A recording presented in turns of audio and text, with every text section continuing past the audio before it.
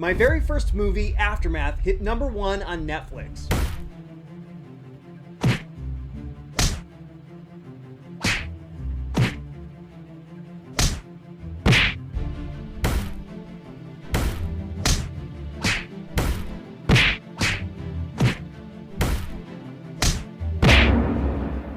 So yeah, that happened, and a lot of people have been asking me what it's like to be #1 in the US and #3 in the world, and to simultaneously have so many reviews trashing my screenplay. I wasn't sure about answering that question here. Not because I'm afraid of it, but because there's so much to celebrate and there's just no reason to be negative. And I don't want my answers to reflect on anyone else but me. Everyone I worked with was super cool and talented and motivated to make the best movie they could, and a lot of people really loved the movie too. Aftermath has been both an awesome ride and a worthy learning experience. And honestly, that's part of what makes all this so interesting. And given that this channel has always been about documenting this journey to becoming a professional screenwriter for the benefit of up-and-coming writers, and given that not many writers have been both #1 and had their writing trashed in countless reviews, I kind of like the challenge of tackling this question. So just know up front that this is about how I relate to it. Throw as much shade as you like at me in the comments. My skin is feeling pretty tough after all this. So, if you're up to the challenge, go for it. But I will delete anything negative about my colleagues because, again, I have nothing but admiration and respect for all of them. So if you came here looking for inflammatory behind-the-scenes stuff, I'm sorry to disappoint you, but if you're an aspiring screenwriter, you might just find this interesting. I started writing Aftermath in 2011. No, I didn't spend 14 years writing it. I did a ton of drafts for a ton of people over a couple brief windows in that time, probably totaling less than a year and a half. The 4th draft broke me into Hollywood for the first time in early 2012. I did a draft for my first manager, did 2 or 3 more for some producers, and it almost got made at a much higher budget before it didn't, and I found myself quitting the business because of that disappointment and many other things. In 2020, I decided to try again, and although I had written some new things by then, Aftermath was the first one to take off. Voltage Pictures optioned it this time around, and their plan was for a lower budget production. I could tell that the producer was passionate about making it as good as possible, and it also seemed like Voltage was actually going to make it, and I had been doing this for a long time at this point with 0 produced movies, so for me it was basically a no-brainer. I changed huge parts of the script to make it work for them, but I was really proud of the work I did, and even if a lot of the plot had changed, the heart of the story and the tone of it, those still felt like mine. And a few months later, we had Dylan Sprouse and Patrick Lussier, both of whom I was really excited about, and that meant that we had a green light, which was amazing. Patrick's a great director and he's also an accomplished writer, so my work on the movie was done at that point. He did a couple drafts of his own, and 4 months after he'd come on board, production began. The top days of my life are my wedding, my kids' births, and maybe a couple other things, and then walking onto set that first day. This was May of 2022, and I'd written my first screenplay in 2004. I'd had this dream for 18 years. I'd been living with Aftermath in my head for 11. And now, all of a sudden, there was a 140-foot long section of bridge built inside a soundstage with over 100 people working on it, all because of some words that I'd put on paper. Everyone was super cool and welcoming. Patrick, the director, dropped everything at lunch that first day to show me around the set. I must have talked to a dozen people who said it was the favorite set they'd ever worked on. The vibe was just that good. And because it was so positive, you could really tell that everybody was giving it their all. I did also discover that a lot had changed from my script. Definitely a lot of dialogue, but more than that, I got a first-hand look at how unforeseen logistical and budget issues can really force you to think on your feet and come up with new solutions during production.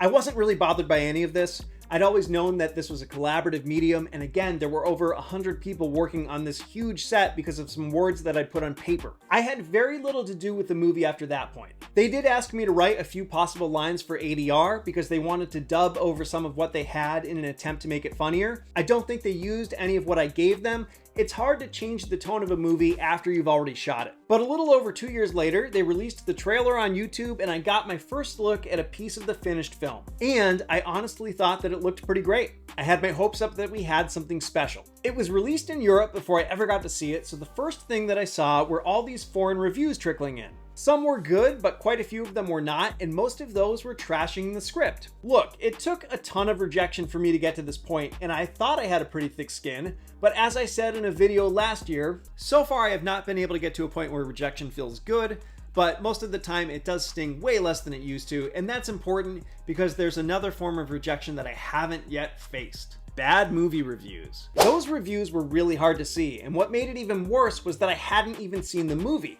so I couldn't even form my own opinion on it. I'm this nobody with a dream who's suddenly getting this $10 million Hollywood movie released on a global level, and that's a huge accomplishment and something that should feel celebratory. Except it's released with very little marketing or fanfare, and there's not even a premiere. And suddenly people across the globe are trashing my work and I haven't even seen the thing yet. It created this extreme cognitive dissonance because it was so different from how I'd imagined this moment would be.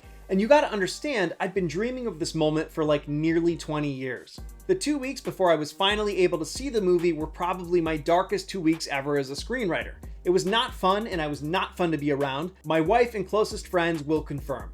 Here's where I'm gonna open up the most, and this is the spot that almost kept me from making this video at all, so I'm just gonna ask that you fully hear me out here. When I first saw the movie in late 2024, after 13 full years of having it in my head, I had mixed feelings. It was not the movie I thought I'd written, and it wasn't the movie that I expected it would be. What I had targeted through all these drafts was a gripping, grounded action thriller on a bridge. And maybe I never actually got there. Maybe the reviews that said the premise was inherently over the top were right, and it was never gonna get there in the first place.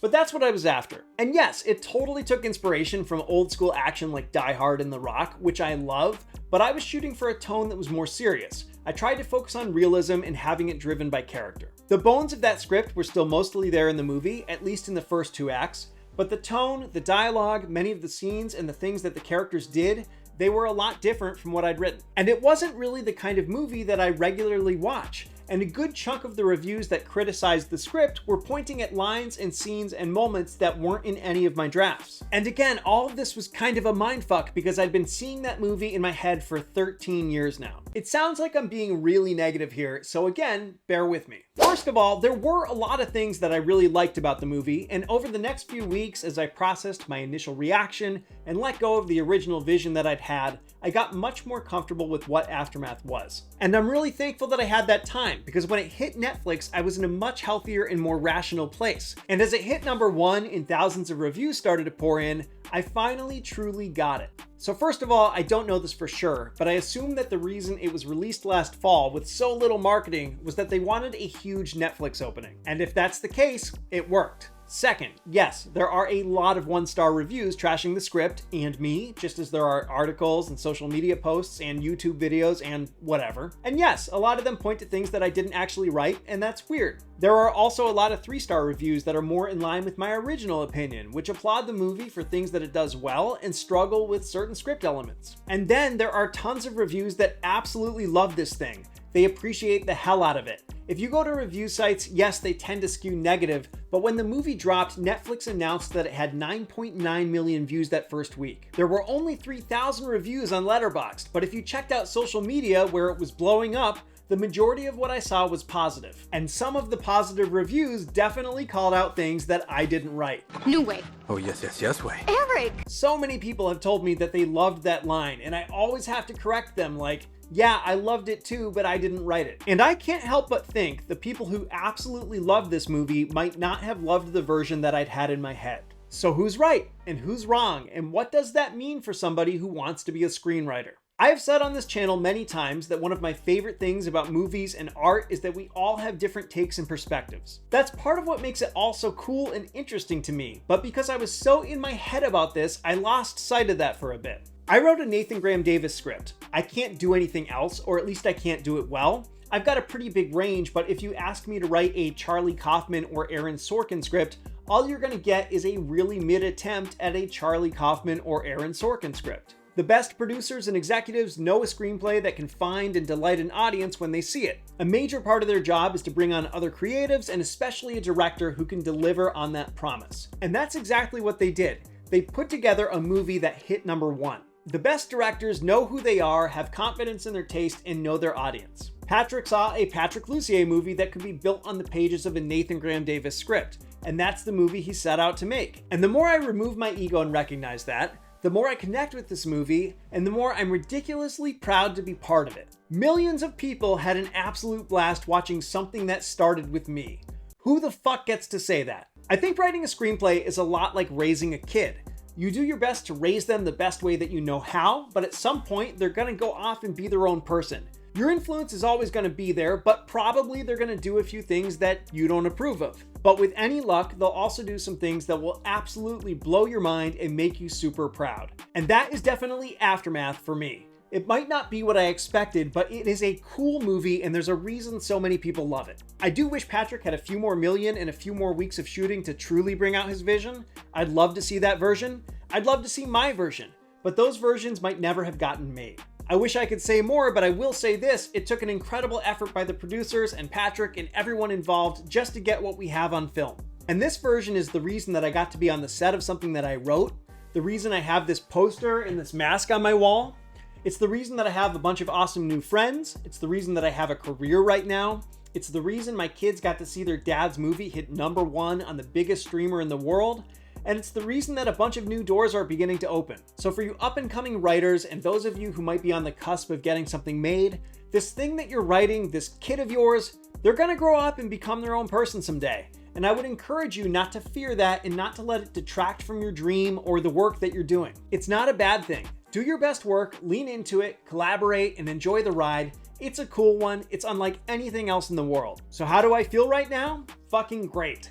Fuck the reviews. Fuck my stupid ego. I'm the screenwriter of a #1 movie on Netflix. I met so many cool people and had so many fun experiences along the way, and I absolutely can't wait to make the next one. To those of you who watched it, regardless of whether you had a 5-star, 3-star, or 1-star take, thank you so much. You're the reason that this movie exists. You're the reason it hit #1, and I appreciate you more than you could ever possibly know. And to Patrick and Tim and all the cast and crew, you all absolutely rule, and I'm so proud to have my name in the credits alongside yours. In the words of one of the reviews, you know what? Hell yeah.